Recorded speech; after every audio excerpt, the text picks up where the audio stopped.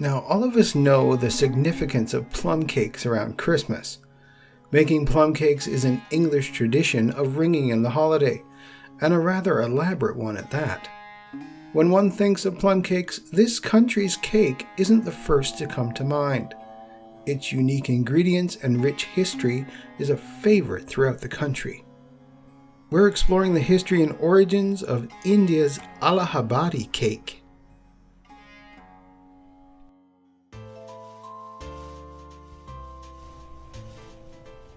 I'm your host, Glenn Warren, and welcome to another serving of Seasons Eatings, the podcast which explores the history and origins of your favorite Christmas foods.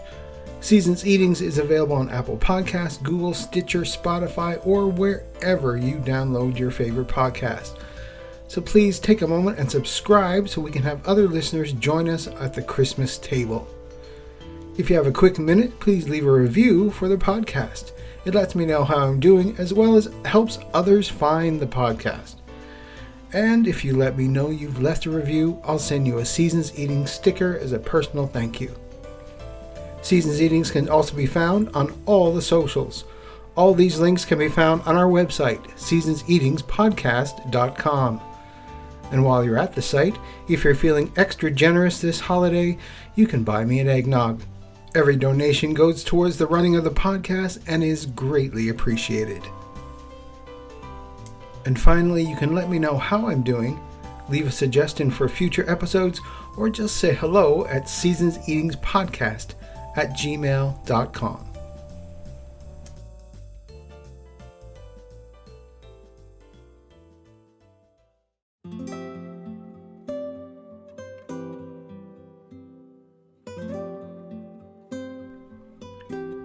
India is a country with diverse religious and cultural traditions, and Christmas is one of the many festivals celebrated by people of different faiths throughout the country.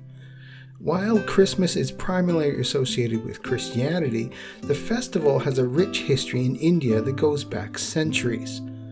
Compared to other religious festivals, Christmas is quite a small festival in India, due to the number of people who are Christians, about 2.3% of the population, compared to people who belong into other religions.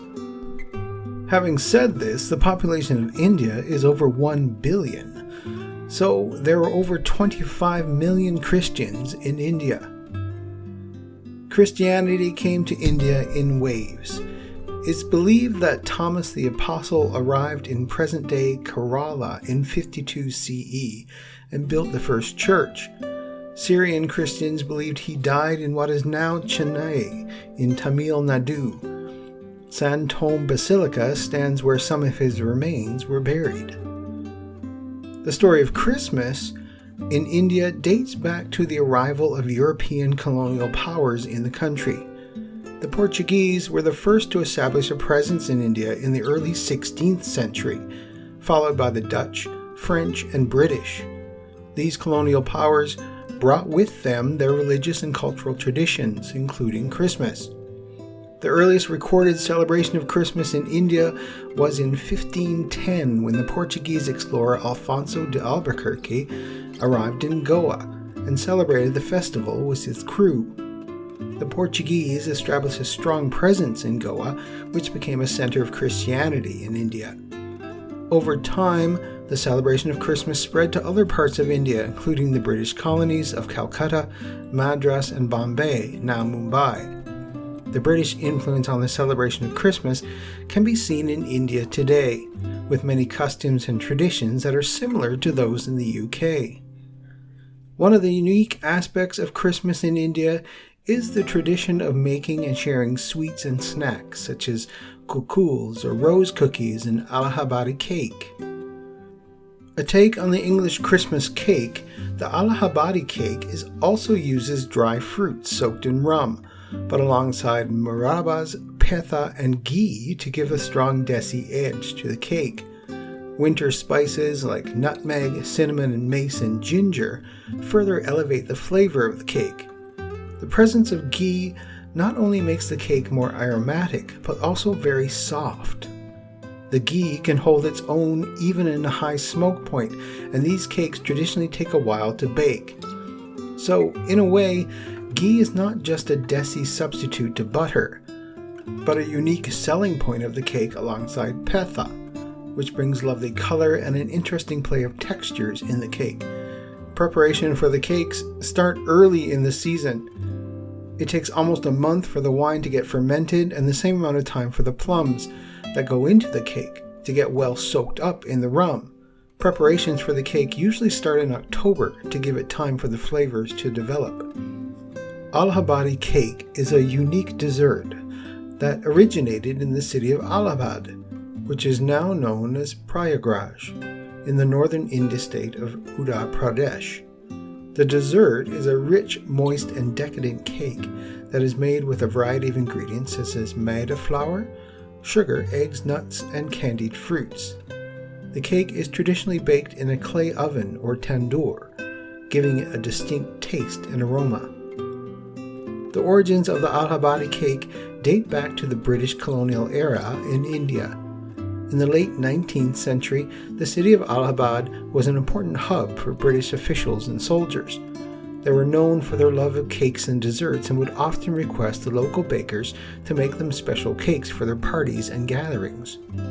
The Allahabadi cake has its origins in the fact that the city has a sizable Christian population thanks to the presence of the railways.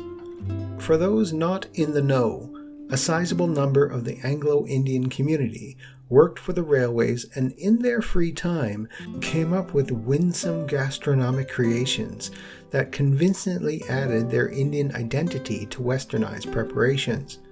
The local bakers in Allahabad, who are known for their expertise in making traditional Indian sweets and savories, began experimenting with the new recipes to cater to the British demand for cakes.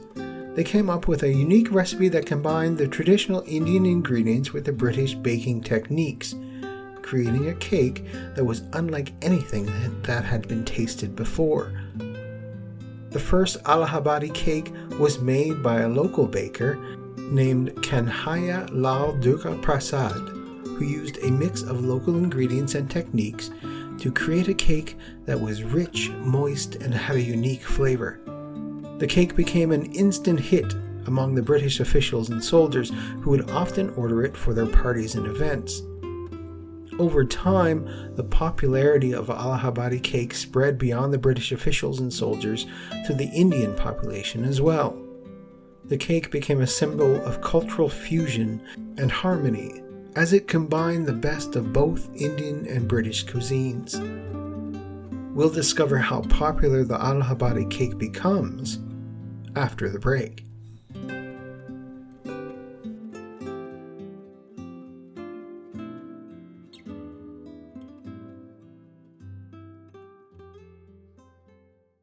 What's up, dudes? I'm Jerry D of Totally Rad Christmas, the podcast that talks all things Christmas in the 80s. Toys, movies, specials, music, books, fashion, and fads. If it was gnarly during Christmas in the 80s, he's got it covered.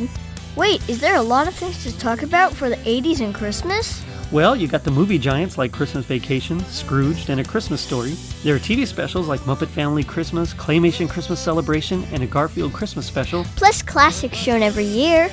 You also jam out to Last Christmas, Do They Know It's Christmas, and Christmas in Hollis.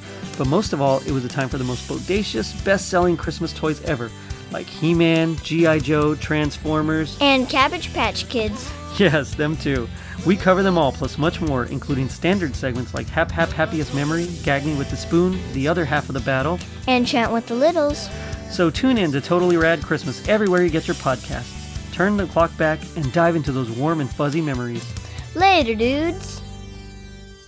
On the Snow in Southtown Christmas podcast, we discuss Christmas movies, Christmas music, and we have fun segments where we always talk about something weird and something fun related to Christmas on each episode. If we're tired of making fun of Michael Bublé, I might recommend Pentatonics. I'm not going to play U2 on this podcast. Thank you. He's eating ice cream and crunch taters. He's just partying, man. Thank God it's them instead of you, right?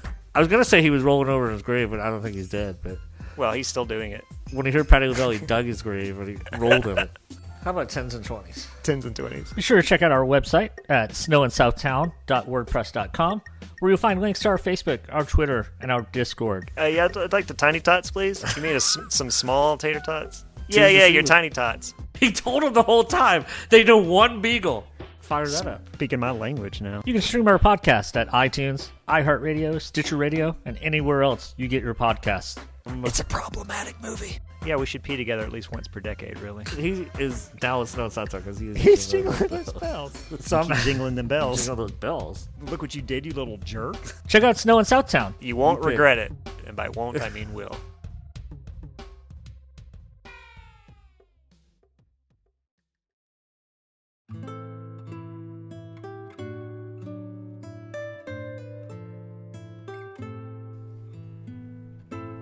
Today, Allahabadi cake is a popular dessert not only in Allahabad, but also in other parts of India and even around the world. The recipe has evolved over the years with new variations and additions, but the essence of the cake remains the same. A delicious and decadent dessert that brings together the flavors of India and Britain. Leading the way would be the city's iconic Bushy's Bakery in Civil Lines, which first started baking these cakes in 1963. Owned by Muhammad Aslam, the making of the cake is preceded by a unique process. The customer brings in their own ingredients, and amidst much laughter and chatter, the cake is baked in front of them. The preparation of the cake is largely manual, which adds to the flavor of the cake and makes it all the more special, even as the aroma of the cake wafts through the corridors. While most of the demand for the cake is around Christmas, we do make it on order as when the customer asks for it. Waiting for the cake is a pleasurable time for families. They book the same time slot as their friends so they can gather here. Plus, we take the trouble of hand mixing it. It's time consuming, but so worth it, says Tariq, Aslam's nephew. As a result, no two cakes taste the same. In an era of machine mixing, here's to handcrafted love. Selling at about 550 rupees, which is about $6.60 US for a kilo, the cake goes to other cities as well. We bake around 3,000 to 4,000 or more in the month of December to meet demands. The bhatis have to run 24/7. 3 huge bakeries dominated the space, says Allahabadi resident Rochelle Pereira, Malu, Mathu, and Bushy's. Of the 3, only Bushy's has survived and thrived. Interestingly, the name Bushy was a nickname for Aslam's father, the affable Muhammad Jumarati, who got his name from his thick beard, and consequently passed the same on to his beloved bakery. And it's thanks to his culinary experiments under the guidance of a venerable old Anglo lady from the railway colony that the Allahabadi cake came into being.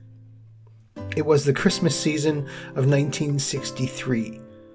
Our regular customer, Miss Barnett, had an ace or two up her sleeve. As she came to us to carry out her baking, she brought out a whole lot of petha along with the murabba, a marinated fruit. My father was astounded. Whoever heard of petha in cake? But she firmly told him to do as he was told. The result was magic. The cake went on to acquire legendary status, reminisces Aslam. As things stand, you can't just have a Bushy's Allahabadi cake. You've got to wait for it.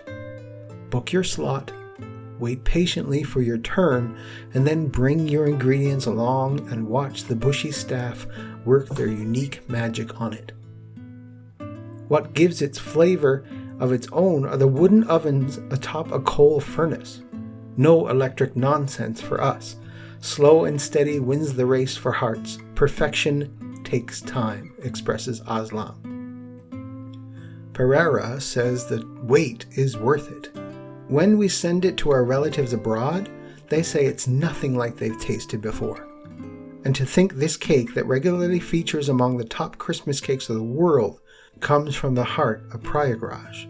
That's India for you. The marmalades, murabba, and preserved fruit are best bought at the city's local markets, and the ghee is best made at home. Yellow butter is too runny and the taste is not the same. Why even use it when most Indians know how to make ghee? It is the one ingredient that makes the Allahabadi cake stand out, says Aslam. One of the main ingredients for the cake is petha. Petha is a sweet made from white pumpkin, also known as ash gourd or winter melon. The dessert is primarily associated with the city of Agra in the northern India state of Uttar Pradesh, where it's been produced and enjoyed for centuries. The origins of petha can be traced back to the Mughal area in India, which spanned from the 16th to the 19th century. The Mughal emperors who ruled over large parts of India were known for their love of fine food and desserts. The story goes that one of the Mughal emperors, Akbar the Great, was fond of a sweet made from white pumpkin that was prepared by his royal chefs. The royal chefs would cook the white pumpkin in sugar syrup, infusing it with fragrant spices and flavors such as cardamom, saffron, and rosewater. They would then shape the cooked pumpkin into various forms such as cubes or diamonds and garnish them with nuts and silver foil. Over time, the recipe for petha was passed down from generation to generation, and it became a popular dessert not only among the Mughal royalty, but also among the common people.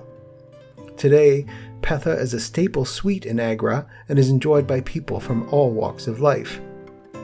The production of petha has also become a cottage industry in Agra, with many small-scale producers making the sweet using traditional techniques and recipes. The sweet is sold in various forms, such as plain, stuffed with nuts, and flavored with fruits like mango and pineapple. In recent years, petha has also gained popularity in other parts of India and around the world, with many people enjoying its unique taste and texture. Christmas is a time when invitations are not needed. Friends can land on each other's homes anytime on Christmas Eve to celebrate.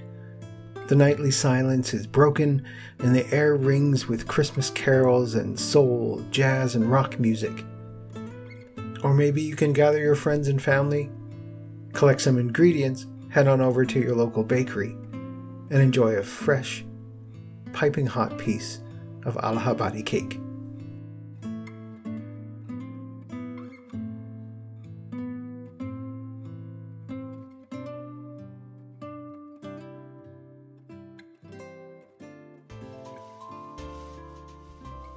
Thank you for listening to this serving of Seasons Eatings. Seasons Eatings is available wherever you download your favorite podcasts. And please, if you can leave a review about the show so we can spread the Christmas cheer. And if you let me know you've left a review, I'll send you a Seasons Eatings sticker as a personal thank you. Also, I would love to hear from you. Send me an email at seasonseatingspodcast@gmail.com. Let me know how you like the show, suggestions for future episodes, or just to say hi. And I know we all get busy, so even sharing the podcast with someone you know who loves Christmas would be a big help. And if you're feeling extra generous this holiday season, you can buy me an eggnog. Head on over to seasonseatingspodcast.com and click on the little cup in the corner. Each small donation helps with the daily running of the podcast and is greatly appreciated. Seasons Eatings also has great items for you or your loved ones for the holiday season. So head on over to seasonseatings.com, click on the merchandise tab, and find your next great gift. I'm your host, Glenn Warren. Thank you for listening, and tune in again for another serving of Seasons Eatings. Seasons Eatings is also part of the Christmas Podcast Network. Whatever interest you have with the holidays, there's probably a podcast out there covering that topic. You can find Seasons Eatings with all the other podcasts at christmaspodcasts.com. Drop on by to find your next podcast addiction. All music for Seasons Eatings is used under the Creative Commons license.